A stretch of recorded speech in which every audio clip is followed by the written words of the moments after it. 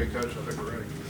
Yeah, before we kind of get started talking about hoops and stuff, I want to congratulate Coach Greeny and the volleyball team on their start, making history. That's awesome. Wish them the best as they get ready to start Big 12 play. I think they're at Cincinnati. And then both the men's and women's soccer team off to good starts. Coach Izzo Brown and them had a big win last night on the road over a top 25 team. And then Coach Stratford and his bunch, I think they've tied two top 25 teams. And I think High Point was even maybe in the top 10 in the country. So want to congratulate all of them on their start. Got to experience the backyard brawl myself and my family. That was awesome.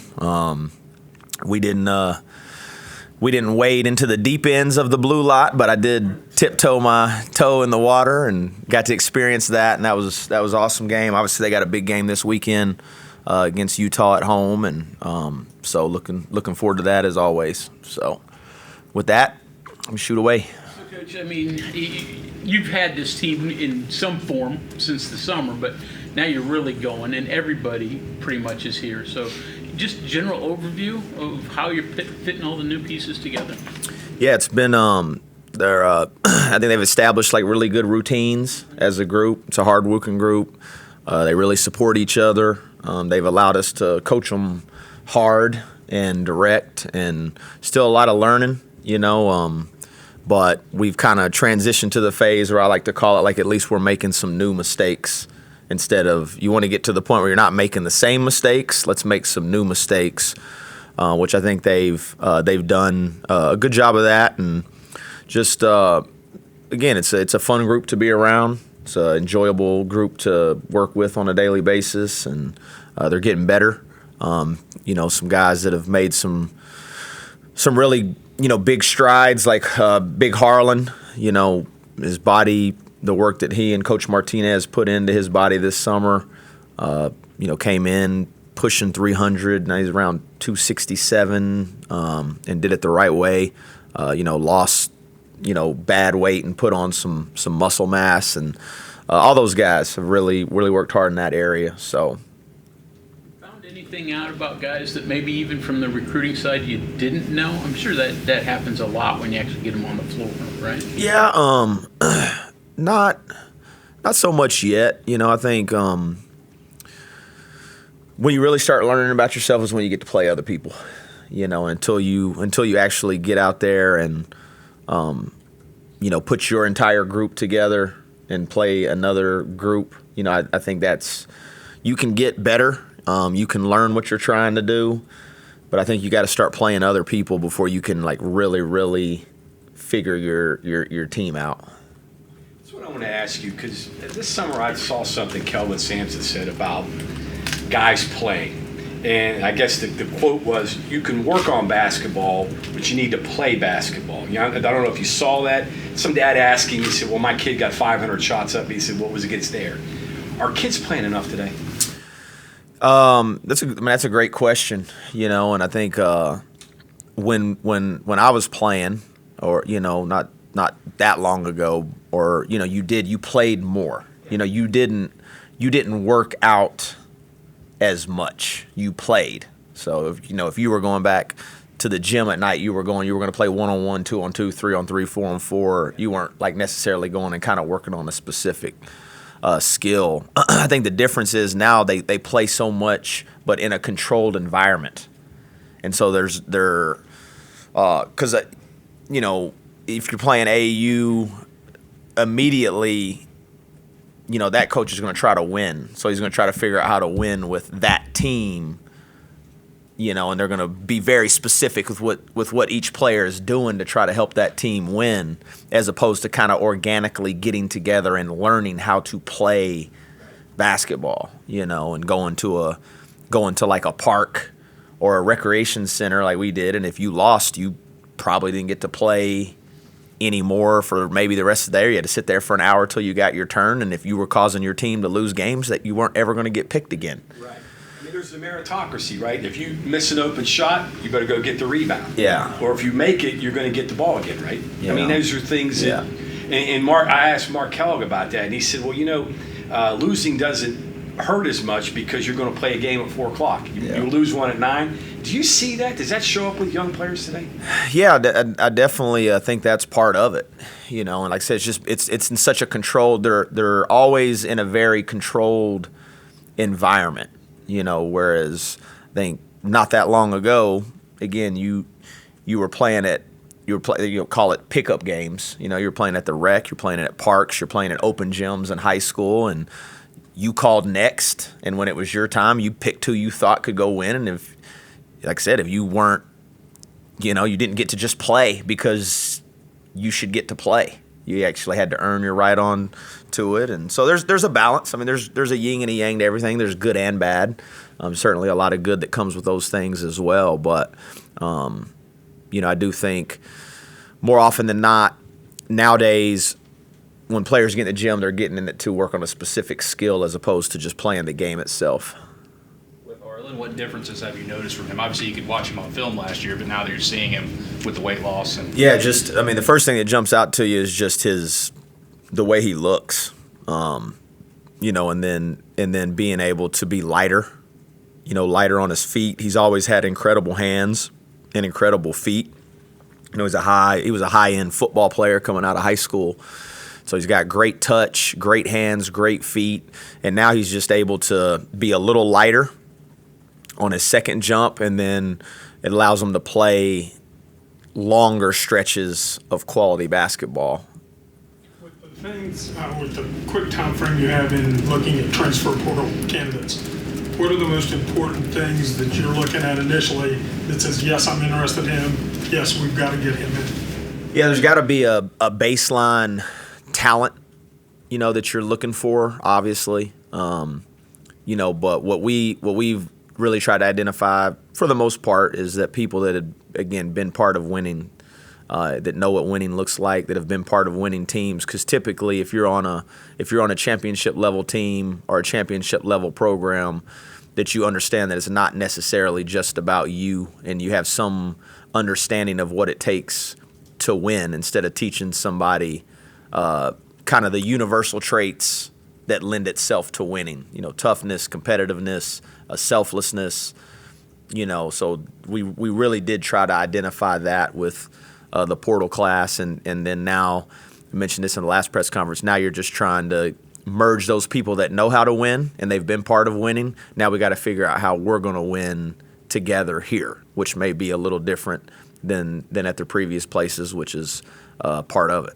Doesn't necessarily have to be perfect fits for your system or things that you'd necessarily like to do. I think personality traits and competitiveness, and people that like legitimately love the game of basketball and love other people are kind of non-negotiable type traits. And then other things, because of the nature of all sports, you're not going to be necessarily married to a strict ideology of like, hey, this is how we have to play, because you don't have the luxury of building it that way necessarily. You have things that you're not gonna bend on, that, hey, like, this is what we're going to do regardless of who's in the uniform. But then once you get those guys, it's more about, again, like with our team, like, okay, like figure out what's going to give this team the best chance to win on a nightly basis. I'm intrigued by the idea that putting together a team from scratch, going into not going into an AAU game, going into the Big 12. What is the goal? I mean, you can't be say I'm going to win the Big 12 my first year here with first year players of mine. What kind of timetable? What kind of goals do you set? Well, I got to push back a little bit on that, because that is the mindset. Now, as we know, it's difficult to win one game in the Big 12. It's difficult to win a college basketball game, period, let alone 20 games, let alone championships, let alone national championships. So it is difficult, and it's not lost on me how difficult it is. But at the same time, I think there is a way to win each game that you play, in starting with, our opener, our exhibition game. Like, you're really just trying to figure out, like, okay, like, how can we how can we win this game? Your big picture goals are, obviously, we do want to win a national championship. We do want to win Big 12 championships. That is the ultimate goal. But in that short term, right now, I'm just trying to get our guys to, sprint back on defense and call ball and stay in a stance. That's the micro level. Macro, that is the big goal, and that is what our goals are. And you got to believe in it, and that's what we want to do. It's what the success in the first year slide up and down depending upon how you develop.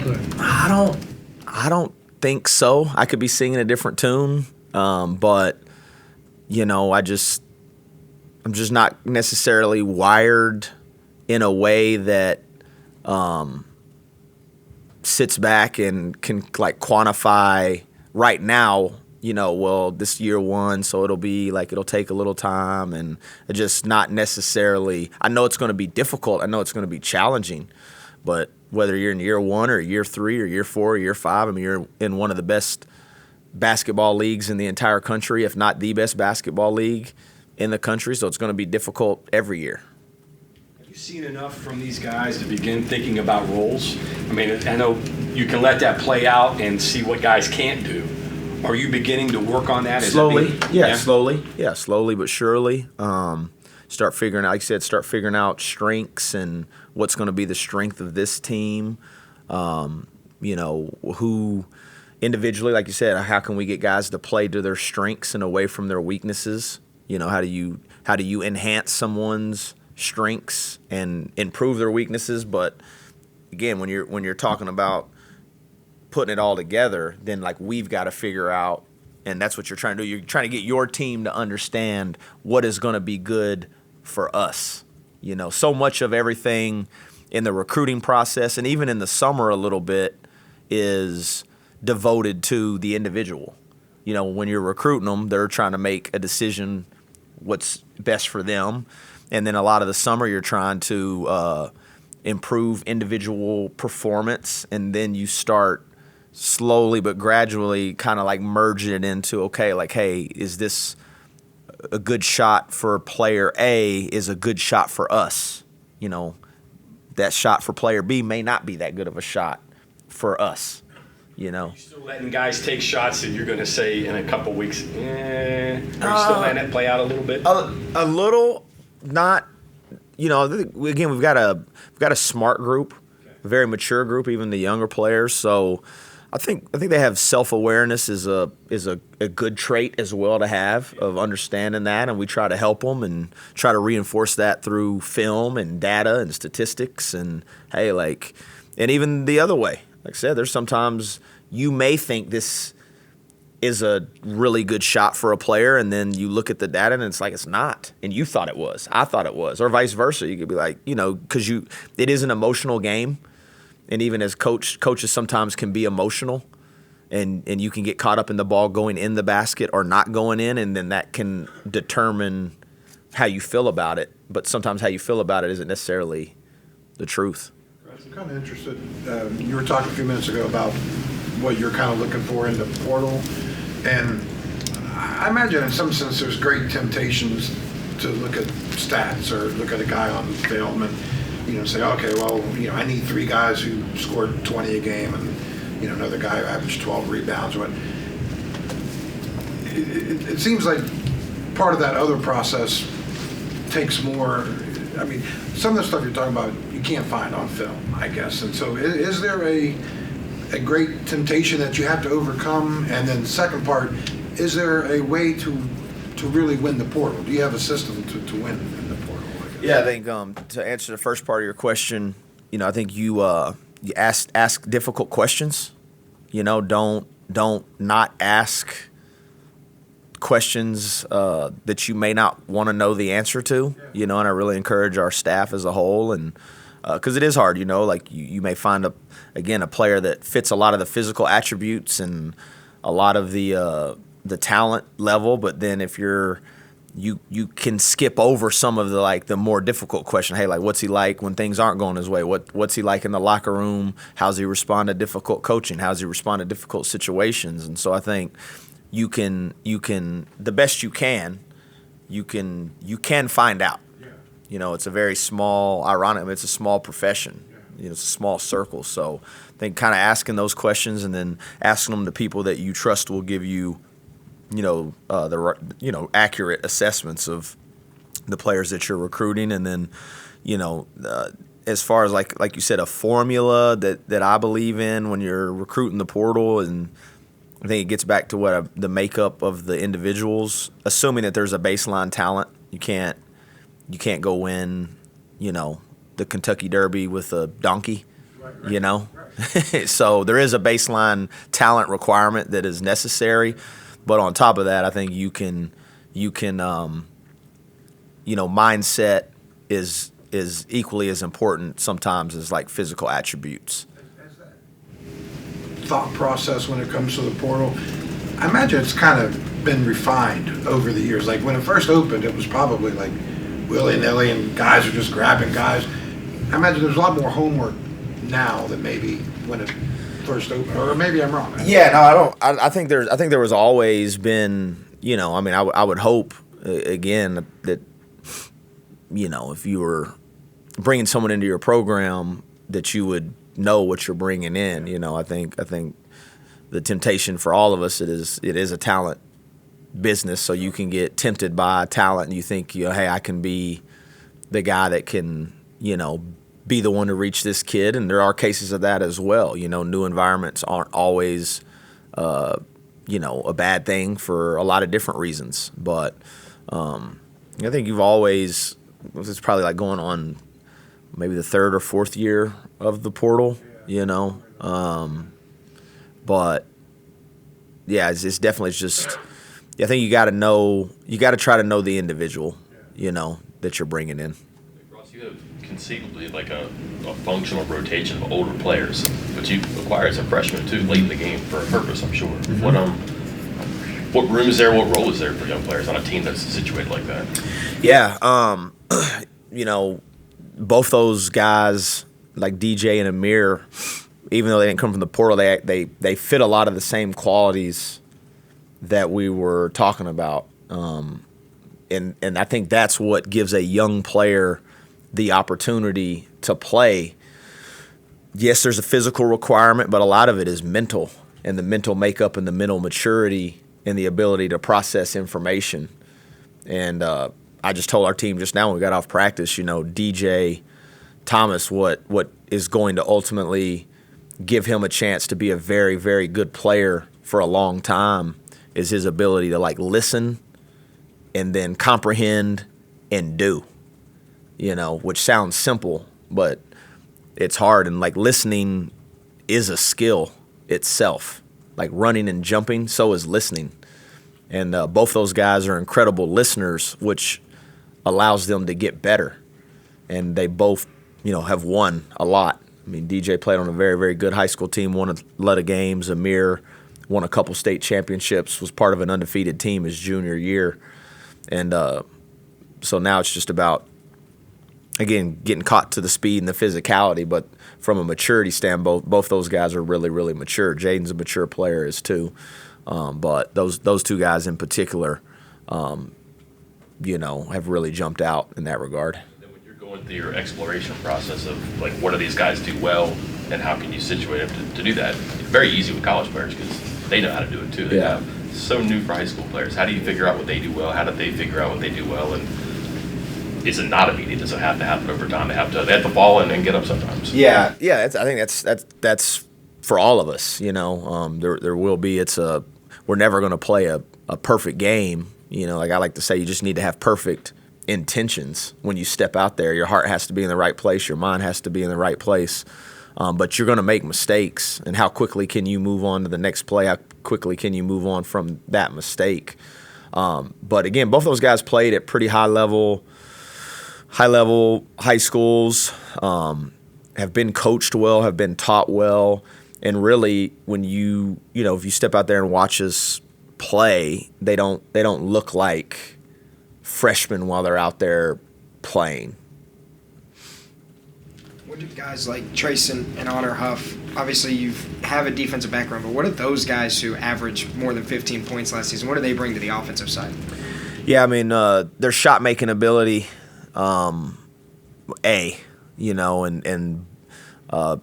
both the range that they can shoot it with creates a lot of space, and it opens up a lot of space for the other players on the floor. Both those guys have, a gravitational pull that you have to know where they are on the floor, because if you make a mistake for a half a second, I mean, the ball's in their hand and out of their hand, and they shoot it at a really good clip. And both those guys are also underrated passers. They're good passers and unselfish in their own way. I want them to be more selfish, honestly. I mean, they're unselfish players, and I'm usually on them about if they can see the rim, they need to shoot it, but both of them can get on rolls. They can really make shots. Go ahead. But you mentioned earlier about asking tough questions to players in the portal. Do you learn just as much if a player, maybe their parent or whoever, asks a tough question back to you guys? Yeah, I actually really respect that, and encourage that in the recruiting process, as well as when they get on campus. I'm always telling them I want them to ask. I want them to be able to ask difficult questions, whether it's in the recruiting process or here, and then then it's just like, okay, like you ask the question, I provide the answer, and then we got to move forward, and you may not always like the answer that you're getting, but sometimes guys don't want to ask the question because they don't want to get the answer. They just want to be able to kind of create a narrative in their own brain as to why things aren't going the way that maybe they want it to go.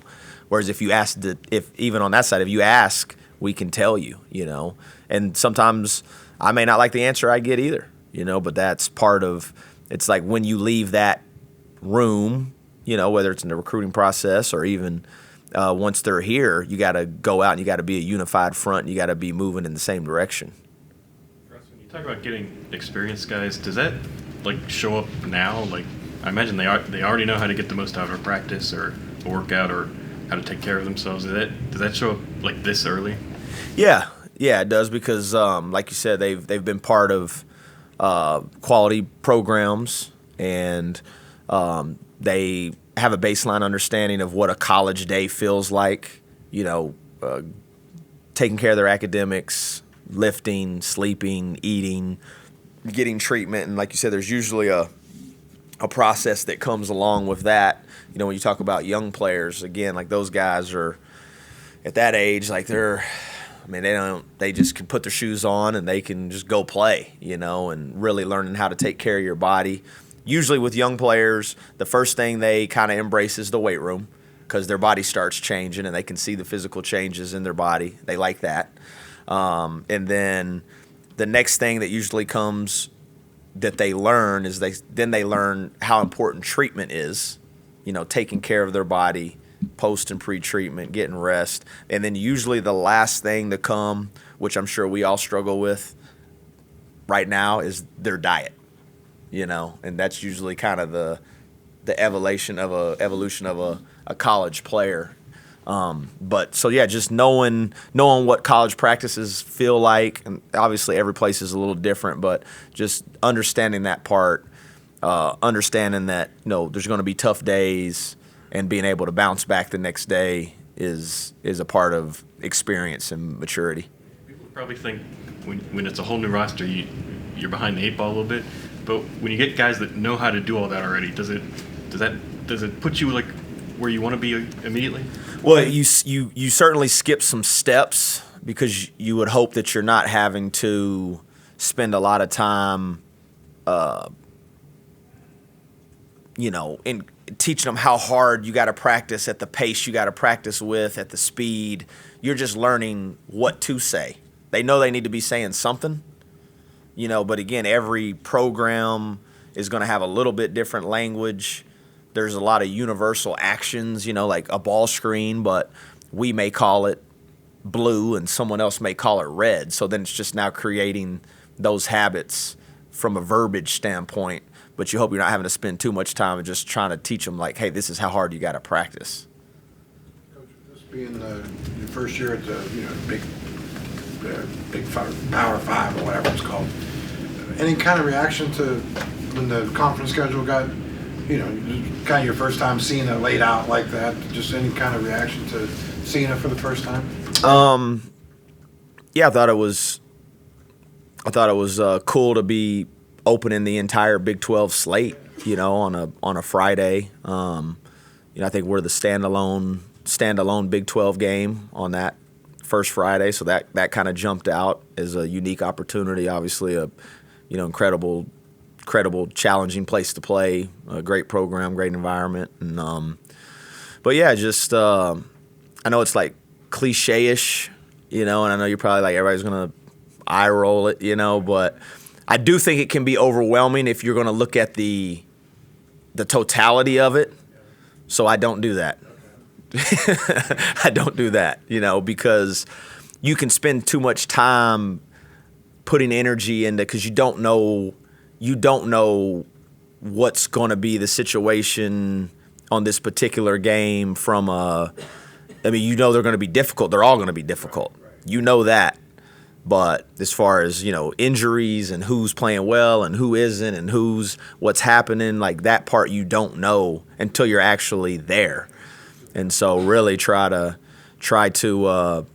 again, I know it's like everybody's going to be eye rolling, all right, let me get the coach's cliche book. But it really is, you're trying to take it, like I said, I'm just trying to get our guys to be in a stance and call ball right now, let alone go to Ames or, and really just try to take it, just try to win every game, and we respect every opponent on our schedule, whether it's home or road or Power 5, Power 4, however you want to group it. I mean, everybody's going to have our respect. We're not fearful of anyone, but we certainly respect every team that when you step onto that court. And that's what's good about sports. Like I said, I've said it last time, is doesn't matter what anybody thinks. Doesn't matter what I think. Doesn't matter what we all think in here. Like, the only thing that actually matters is what happens when you step on the floor that night against that team. Mindful that it's September right now, and in 6 months it's March, and you're going to be doing this for 6 months.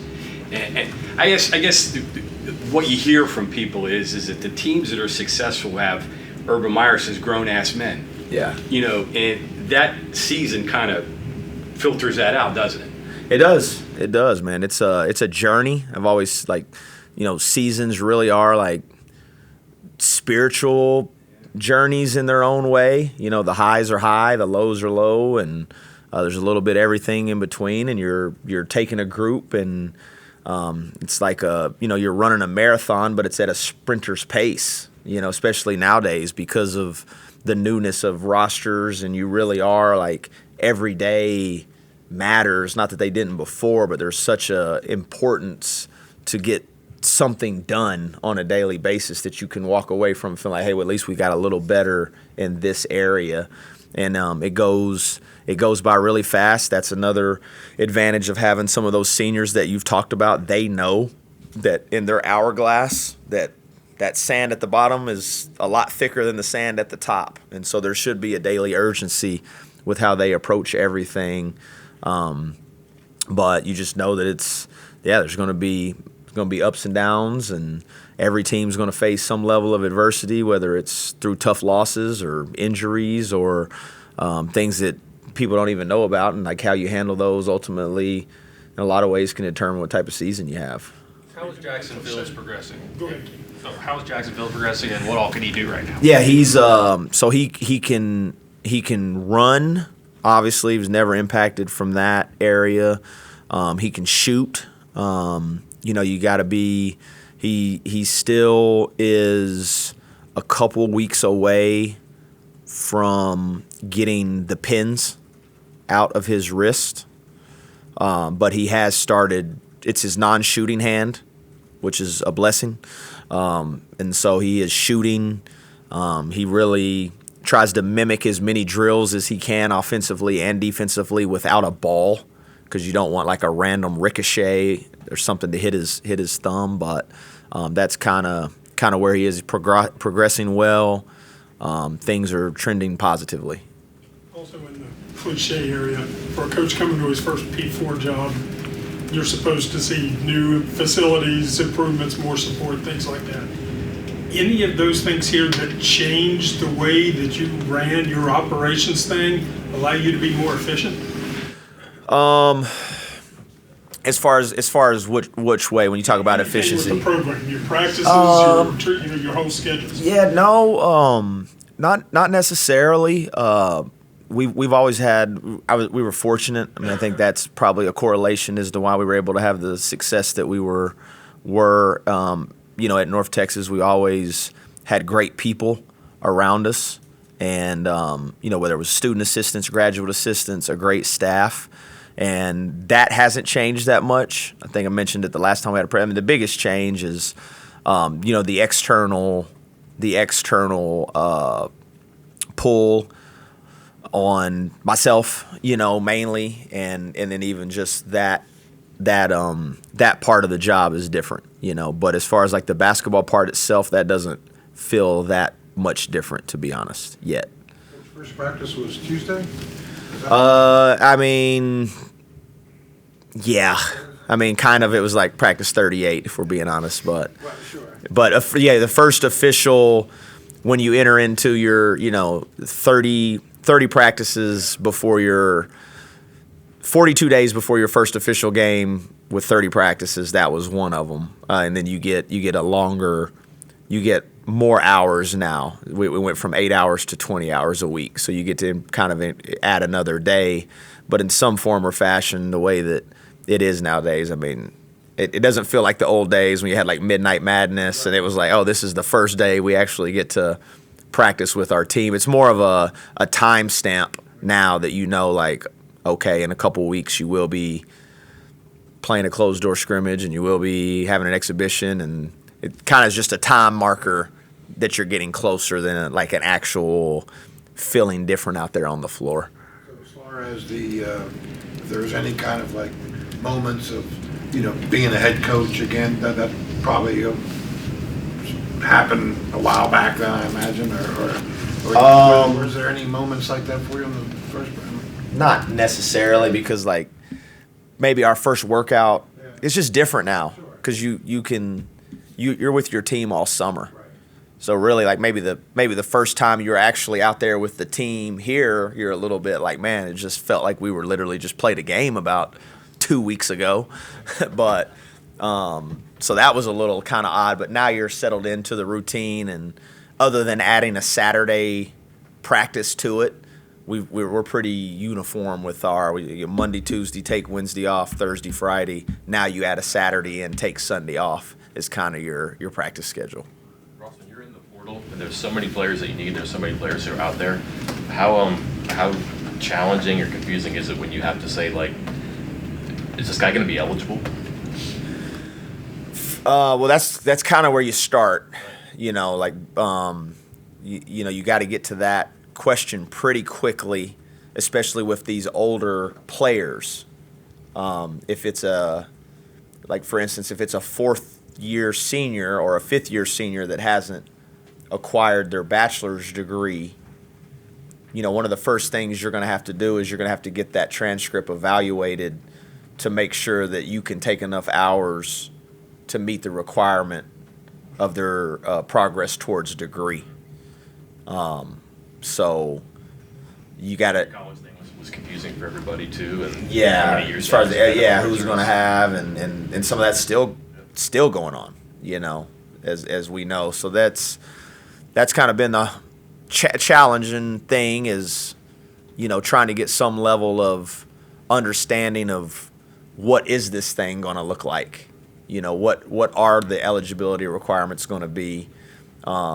Because we've tried to have some. It feels like every time they've kind of tried to say these are going to be the rules that you're going to play by, then something changes. With Chance, you ultimately get him clear, but that was.